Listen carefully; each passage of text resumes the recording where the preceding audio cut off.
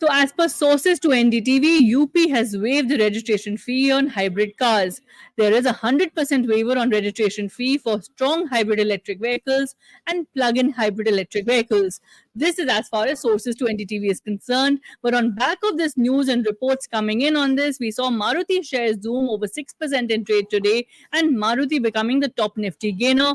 This, of course, is positive for auto majors that manufacture hybrid cars, and the waiver aims to boost hybrid car sales in the country as well as the state.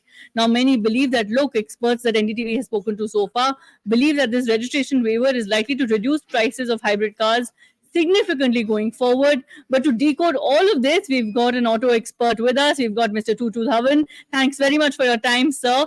Can you please help those watching at home understand that, look, just how much will this impact the price of the hybrid cars in the near term and long term? And is this then a message to other states to promote green mobility altogether?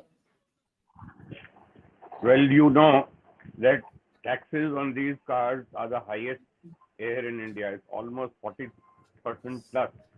So obviously, when you are talking of a total relief on taxes, so the benefit is going to be in lakhs and not in just a couple of thousand rupees.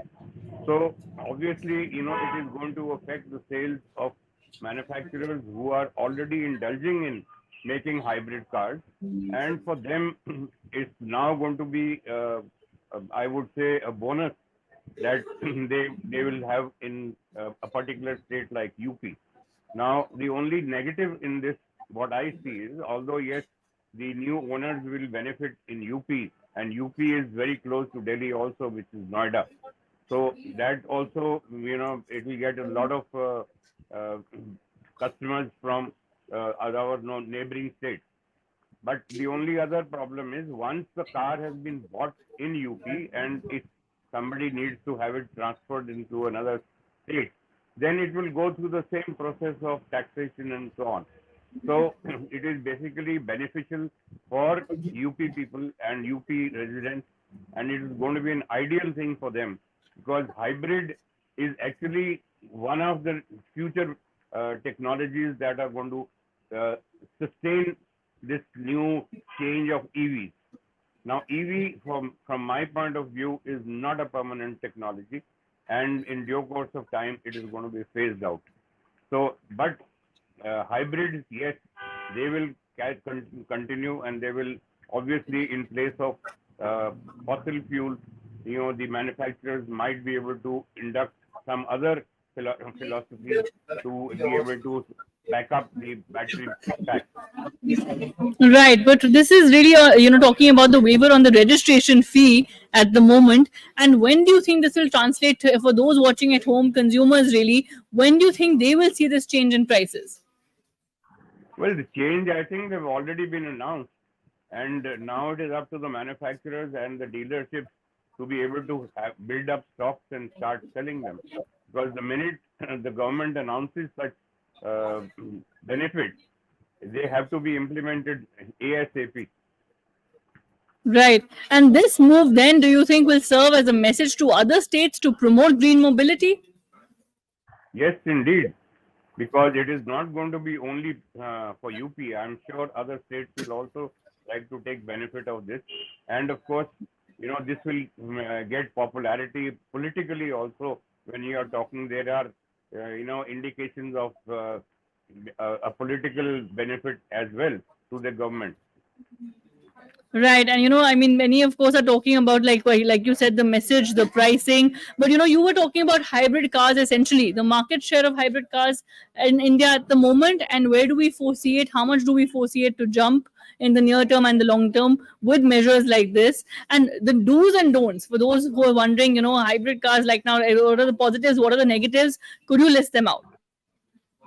You see, as far as the hybrid is concerned, normally most of the hybrids which are being produced, whether in India or abroad, the first 30, 40, 50 kilometers are virtually almost free. So when you are talking of, you know, going from your office, home to office and back, usually, in towns, people don't travel more than 30, 40 kilometers one way. So for them, it is very beneficial because the fuel average goes through the sky. You are getting such fantastic mileage from 1 liter of petrol or diesel that you definitely want to run your car free. Now, why is it that people are buying electric vehicles? They are all buying it with the intention of saving money on buying petrol and fuel. So similarly, in this condition also, here, yes, the first 30, 40 kilometers are free. But if you are traveling in long distance, then the engine basically is just a generator, and it backs up the battery so that the car keeps moving. And for that, you get a phenomenal fuel average that is sometimes in 30s and 40s kilometers as well. Right. Lastly, your long-term vision for the whole hybrid and electric vehicle space altogether, because, like you said, the landscape really of the entire auto sector is changing at the moment. So, what is your really vision in the long term for this space? You see, what has happened is, as you've already seen, the fossil fuel after almost a century plus has now turned out to be not environment friendly, and that's why there are alternate, systems being used for transportation. So the only other system that they could think of that time was electric vehicles. Now, for your information, in the early 30s also, when the automobile industry was in a nascent stage, they had electric vehicles there, but it was very cumbersome, changing batteries and charging them and so on and so forth. Now, with new technologies, I mean, you don't really have to do all that. And if you have a good charging system at home, all that you need to do is just plug it in at evening, and in the morning you are ready to go. So electric vehicles was one of the alternates which came along with hybrids.